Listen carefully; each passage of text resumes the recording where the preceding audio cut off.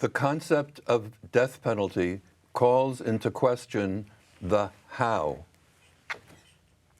If we're going to perform an uncivilized act, why worry about trying to do it in a civilized manner? The American Religious Town Hall meeting is now in session.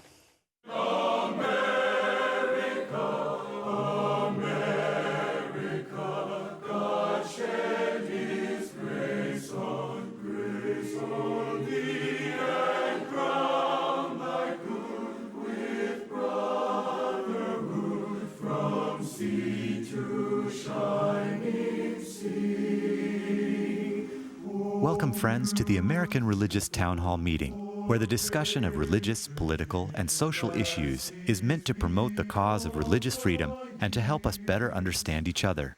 And now, here's your host and moderator, Pastor Jerry Lutz. Thank you, Mark. I couldn't have said it better myself. We are so very glad you've joined us for this weekly excursion into opinion regarding the things that are important to all of us. We're so glad that you've joined us today. Now, before we get to our discussion, let's have our panelists introduce themselves, and maybe they can tell us a little bit about what they do. Let's begin with the gentleman to my right. Hi, I'm Carl Troval. I'm Dean of the College of Liberal Arts at Concordia University in Austin, Texas. I'm Rabbi Jordan Offsire, living in Palm Springs, California, and spending a good deal of my time teaching Judaica. I'm Tom Plumley. I'm a minister in the Christian Church Disciples of Christ. I serve as the senior minister of First Christian Church, Fort Worth, Texas. Hello, I'm Mel Robeck. I'm professor of church history and ecumenics at Fuller Theological Seminary in Pasadena, California, and I'm an ordained minister with the Assemblies of God. And I'm Bishop Othel H. Lakey, a bishop in retirement of the Christian Methodist Episcopal Church. I live in Buford, Georgia. Hi, my name is Alan Lane. I'm pastor of Fort Graham Baptist Church in the lovely Lake Whitney area of Central Texas. Well, thank you, gentlemen, for being here today. I see that you're up for this discussion. It's a provocative one, no doubt about that. The unpleasant topic of capital punishment presents two basic issues. First, the justice of having the death penalty as such, and secondly, how to carry it out in the most acceptable, humane way. Today, the panelists will address the second issue, dealing with the form of execution. At a future program, they will look at the validity of the death sentence as such. Throughout the millennia of human history, the death penalty was the accepted punishment for many, perhaps even most, crimes. All kinds of methods were used: stoning, quartering, burning, drowning, beheading by sword or axe, pushing one over a cliff. With the arrival of firearms, shooting eventually was used. Hanging became a frequent method. During the French Revolution, the recently invented guillotine was used as a quick, and as some say, therefore less painful means, but rather grotesque method. In the U.S., the electric chair fulfilled its purpose, followed by the gas chamber, and finally the lethal injection as the most humane approaches to ending a criminal's life. But now new complications have arisen. A combination of 3 drugs was used for some time. But these chemicals mostly came from European multinational companies, and in Europe, the death penalty is outlawed, and the European Commission stopped the sale to the U.S. The result has led to execution mishaps as states tried their own bungled concoctions and methods. Today, I'd like our panelists to consider these 3 questions. Is the so-called triple sedation, paralyze, and stop heart approach so complicated and hard to know how much suffering there is that what seemed like a more humane execution really may not be so? The second question. With the big drop in the number of executions with fewer doctors willing to be involved, it seems that prison staffs have responsibility, but with less experience. Is it not likely that executions become more problematic and even scandalous? And finally, does the very nature of execution make truly humane methods impossible and a contradiction in terms? Well, as you heard, this is actually a two-part program. Today we're dealing with the means. And to begin our program was Rabbi Ofsire. And if you could please expand your thoughts and comments to start our discussion, please. Yes, but with reservations, as we all have. First, I find it very interesting that we have quoted that it has become difficult just to get the materials, the lethal materials for execution, because Europe has outlawed capital punishment altogether. I want our audience to remember that's simply a fact. More personally, throughout my life, my attitudes have changed over time in favor of or against, and whichever position I found myself taking, it was extremely difficult for me to reconcile a number of parallel concerns. What I want to represent now, and again very briefly, is that capital punishment needs to be as rare as possible, and if indeed we are going to take the life of another human being, we have to ask ourselves, is that punishment for the crime, or are we taking revenge? If we're taking revenge, then it should be as painful as possible. If it is in the consequence of having taken a life, then the how should be of concern to us. The act was abominable, but society sacrifices its best instincts when indeed capital punishment exists, but the question of how it's undertaken is not considered. All right, thank you very much. Now let's come back across the table to Reverend Plumley. And if you could also expand your thoughts, your opening statement. Thank you. Sometimes I think our listeners would perhaps benefit more by our conversations around the table before the cameras are turned on. I drew the short straw on this one, and I have to play the role of the cynic here, or the devil's advocate. But there is a certain logic to saying, we're gonna kill somebody here. We're gonna premeditate. We've thought about it for years that this person needs to die, and then we quibble about the means.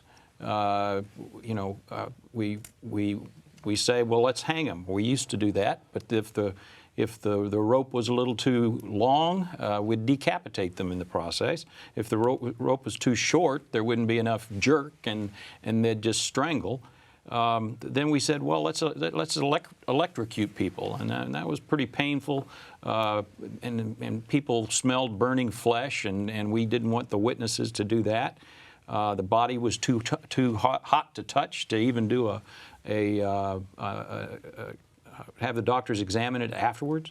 We said, let's build a gas chamber. That was very painful, and sometimes took 10 or 15 minutes for the person to die, and so we went to lethal injection, which we thought just put somebody to sleep. And then we found that we don't really put people to sleep, and actually now we're doing medical experiments on people, and maybe we ought to go back to the old guillotine. Well, we got away from the guillotine. That's pretty easy for the person being killed, because that's just, they're gone. Easy for you to say.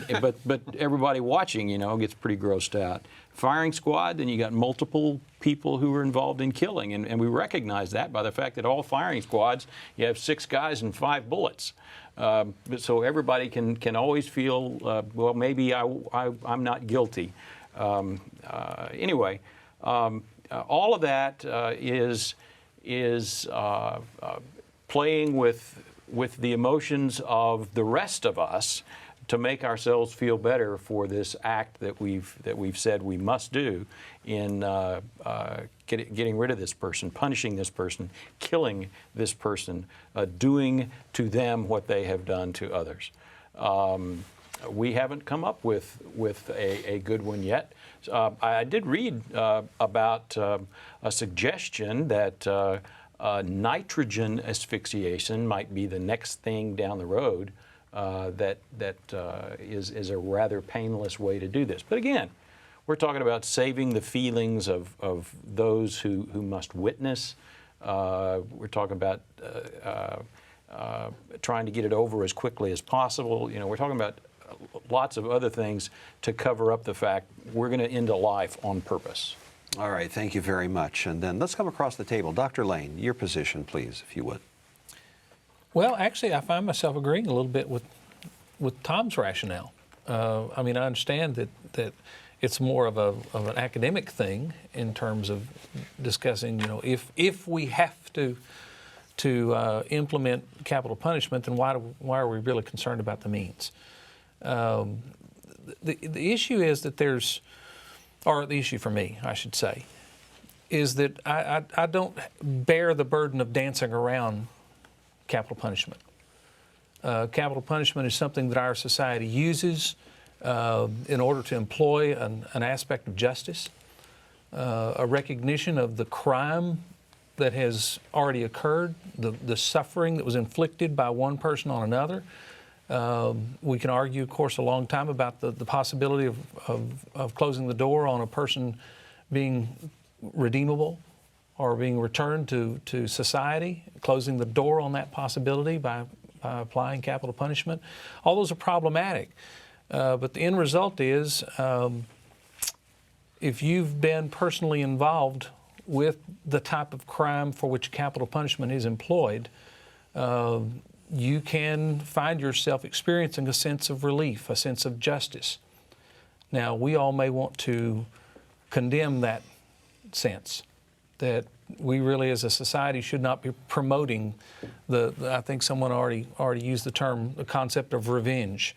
And I'm not necessarily promoting that, but I am certainly acknowledging the fact that there are crimes that can be committed that are the result of choices by individuals who should no longer have the privilege of living, and that's part of the dance we're dancing here. If we do, and some states don't, but in the states that do, the concerns we've already raised have to be dealt with.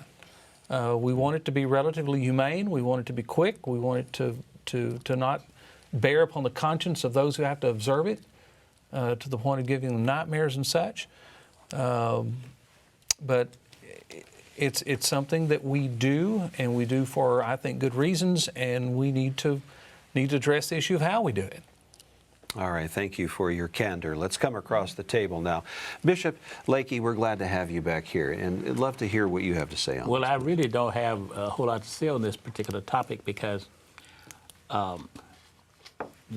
we're trying to play God, and in the sense that we're trying to bring justice in an unjust reality. We're trying to do good when good is not an option. We're trying to do right when right has really been thrown out the window. So what do humans do when confronted with these contradictions? Struggle. And that's our struggle as a society. And we can come down one way or the other, but society has to wrestle with it. I'm almost leaning toward Tom Plumlee's position that if society makes this decision that we will play God, then be the devil and just make it painful, make it public, make it awful. I don't see how we can play within these parameters and call ourselves in any way just or right. I sense the struggle here, and it doesn't really surprise me as you are clergymen And clergymen are in the business of saving lives, and so it doesn't really surprise me, and I'm sure many of our viewers, to see the struggle. But I think every soul, every person that thinks about this will be asking a lot of these questions. And let's come over. We haven't heard from Dr. Robeck yet, if we could please, on this, and then we'll come around to some of the others. Yeah, well, like I have all the answers.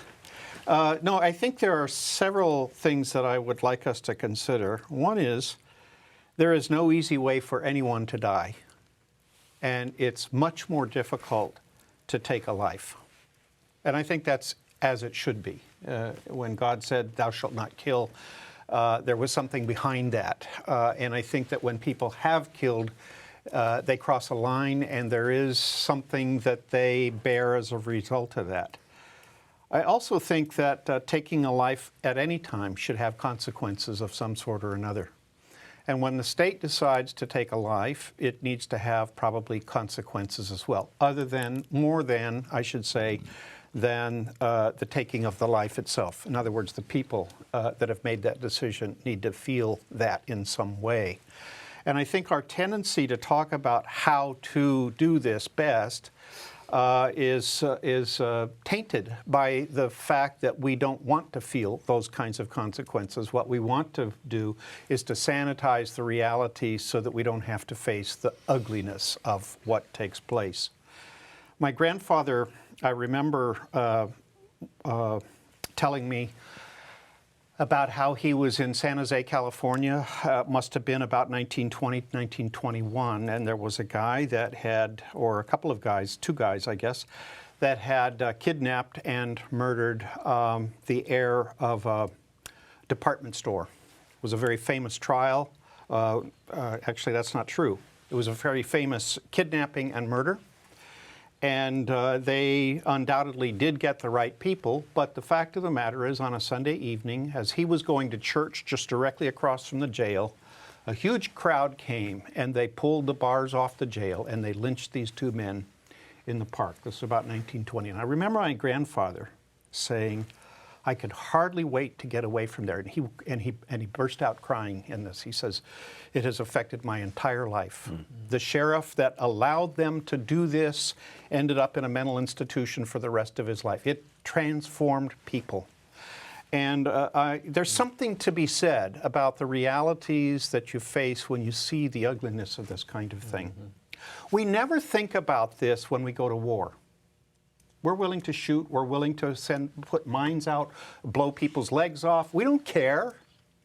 It's all about the business of war. When it comes to an individual that we can name, it's a bit different. And I think that in thinking about how we do this, I don't know whether it needs to be humane or not humane. I'm not there to make that judgment. I do think that it needs to be quick if you're going to do it. And quick probably is about as humane as you can do it, and I don't know how better to say that. I do think that the situation in California, where we have 790 people on death row and we've had 13 executions in 44 years, says there's something wrong with the system. Shameful. That the will of the courts or the will of the people or the will of the state government leaders, something's upset here. I'm concerned about three words: revenge, justice, and entertainment. And I'm concerned that it will go to entertainment. We've yet to hear, and we're running out of time, we've yet to hear from Dr. Trovall, if you could, please. Sure. Well, I'm in kind of a pickle because over time, like you, Jordan, I've changed my mind on this issue. In the Lutheran tradition, it was always considered to be acceptable given protection of the state, but I as I've moved along in life, find it very difficult. And there's one piece that you've touched on, many of you touched on, and that is, I mean, if the purpose is revenge, I mean, if the purpose is for therapeutic kind of get it all out, let's make it as painful and as bloody and as spectacular as possible, because then that's what its purpose is. But the Christian tradition has always argued against doing that in the name of revenge. And so I would say that if you're in favor of capital punishment, you have an obligation to make it as least painful as possible. All right, thank you. Back across to Rabbi Afsar. If I may, what we haven't talked about is the existential reality that all too many people, and we know this is so, have been put to death, and it was found out only afterwards, for whatever the complicated reasons we haven't time to go into, that they were not the ones that committed the crime in the first place. And that should be one of the major sources of our concern as a society when we allow executions to take place in the first place. All right, thank you. I'm afraid that's going to have to be the last statement for this segment, but it's definitely not the last word for the program. We're going to come back to that in just a few moments, but before we hear the summations, I'd like you to hear what Mark has to say. Stand by. Thank you, Pastor Lutz. We hope you are enjoying today's program.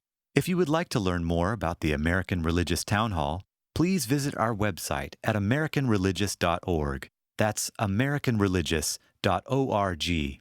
There you can read about the mission and history of the program, learn about the Town Hall estates, and view past programs by clicking the appropriate menu buttons. Each week, Pastor Lutz looks forward to receiving your letters. You may write to him at the address shown on your screen. Send your letters to Pastor Jerry Lutz, American Religious Town Hall Meeting, P.O. Box 180118, Dallas, Texas 75218.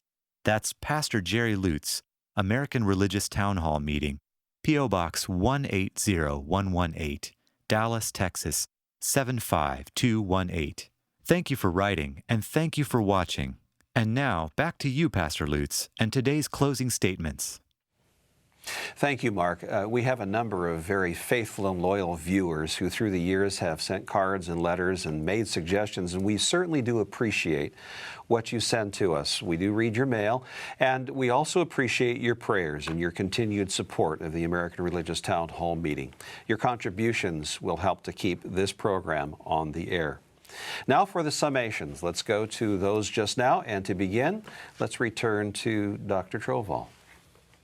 I just had a crazy thought here at the very end, and that is Jesus said, do unto others as you'd have them do unto you. And I guess I'd have to ask the question that if I committed by some tragic error some kind of capital crime and was being executed, I'd have to ask, how would I want to be executed? I certainly know crucifixion would be no way I'd want to go. But